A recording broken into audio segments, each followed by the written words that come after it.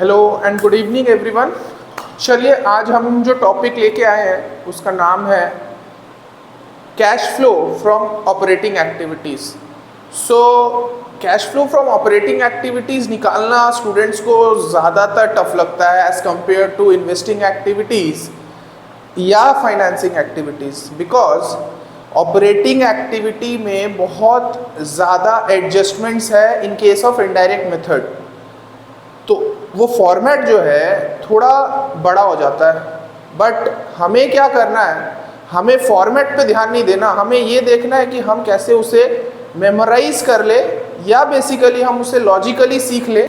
तो हम जो निकालना चाह रहे हैं वो है cash flow from operating activities. So उसके लिए आपको कुछ स्टेप्स फॉलो करने पड़ेंगे। सो फर्स्ट स्टेप्स होता है दैट इज आपको करंट ईयर के प्रॉफिट से माइनस करना होगा प्रीवियस ईयर का प्रॉफिट, बिकॉज आपको क्या चाहिए कि आपके पास प्रॉफिट जनरेट कितना हुआ, आपका पिछले साल कितना प्रॉफिट था, आपका इस साल कितना प्रॉफिट है।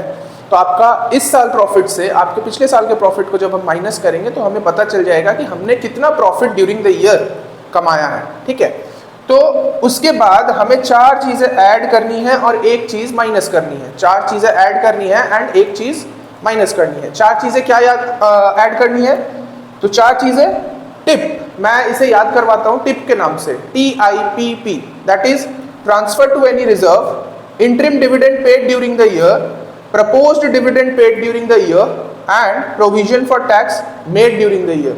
सो बेसिकली बात यह है कि हम इन चीज़ों को ऐड क्यों कर रहे हैं।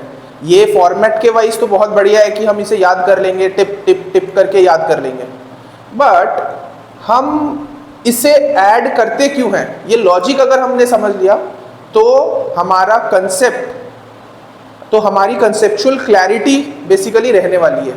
तो हम ये जान लेते हैं कि हम इसे ऐड क्यों करते हैं। देखिए, ट्रांसफर टू एनी रिजर्व मतलब क्या होता है। Transfer to any reserve means हमने जो पैसा रिजर्व्स में ट्रांसफर कर दिया था, हम उसे क्या कर रहे हैं, हम ऐड बैक कर रहे हैं, बिकॉज हमें ये देखना है कि हमें टोटल पैसा कमाया कितना था। ये तो हमने current year profit minus previous year profit किया था, that was after tax, that is सब कुछ पे करने के बाद। तो हमने कुछ पैसा ट्रांसफर टू रिजर्व में भी रखा था, तो रिजर्व में भी ट्रांसफर किया था, तो हमें उसे ऐड बैक करना पड़ेगा। तो हमने उसे ऐड बैक किया।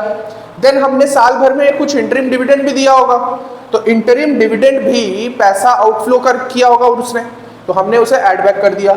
सेम प्रपोज्ड डिविडेंड भी पे किया होगा, तो प्रपोज डिविडेंड पे किया होगा तो वो भी हमने ऐड कर दिया। एंड देन हमने कुछ प्रोविजन बनाया होगा टैक्स का, तो हमने जो प्रोविजन टैक्स का बनाया होगा हमने वो भी प्लस कर लिया। तो हमें टोटल पैसा मिल गया कि हमारे पास एक्चुअल में कैश कितना अवेलेबल था, उसमें से हमने माइनस कर दिया इनकम टैक्स रिफंड। अगर इनकम टैक्स रिफंड कुछ है तो वो हम माइनस कर देंगे, तो हमारे पास जो पैसा निकल के आएगा उसे हम लोग बोलेंगे net profit before tax. Net profit before tax, because ये पैसा वो पैसा है जो हमने टैक्स देने से पहले कमा के रखा था। अब ये हमारा बेस बनता है for calculating operating activities, cash flow from operating activities. So net profit before tax जैसे ही हमारा निकला तो हम चलेंगे अब फॉर्मेट में, दैट इज ऑपरेटिंग एक्टिविटीज निकालने का फॉर्मेट। सो सबसे पहले नेट प्रॉफिट बिफोर टैक्स हम निकालेंगे, वो हमने निकाल के रखा हुआ है नेट प्रॉफिट बिफोर टैक्स, वो हम यहाँ पे बैठा देंगे। देन हम ऐड और लेस करेंगे adjustments for non cash oblique non operating expenses. Now एक क्वेश्चन फिर अराइज हुआ कि हम नॉन कैश या नॉन ऑपरेटिंग इनकम्स को या एक्सपेंसेस को ऐड बैक क्यों कर रहे हैं। तो देखिए, बेसिकली सीधा लॉजिक यही है कि नॉन कैश और नॉन ऑपरेटिंग आइटम्स, पहले नॉन कैश आइटम समझते हैं। नॉन कैश आइटम्स वो आइटम्स होते हैं जिसमें कैश का आउटफ्लो नहीं होता। तो कैश का आउटफ्लो नहीं हो रहा है तो ऐसा कौन सा आइटम्स है, वो दो आइटम्स होंगे, डेप्रिसिएशन एंड एमोर्टाइजेशन।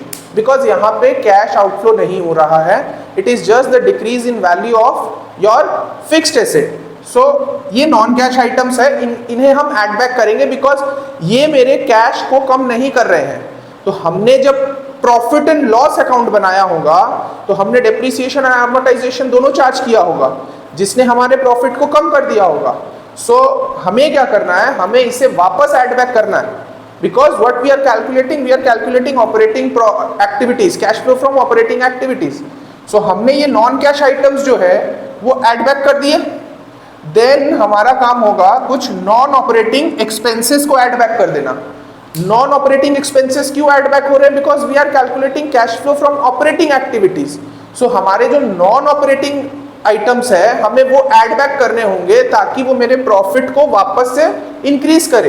क्योंकि जब हमने प्रॉफिट एंड लॉस अकाउंट बनाया होगा तो प्रॉफिट एंड लॉस अकाउंट में हमने ये सारे आइटम्स चार्ज किए हुए हैं जिससे मेरा प्रॉफिट डिक्रीज हो गया होगा। But because we are calculating cash flow from operating activities तो हमें इसे ऐड बैक करना होगा उसमें।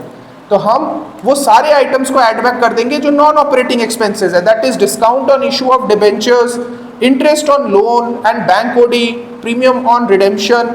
ये सारा चीज हम ऐड बैक कर देंगे जो नॉन ऑपरेटिंग है।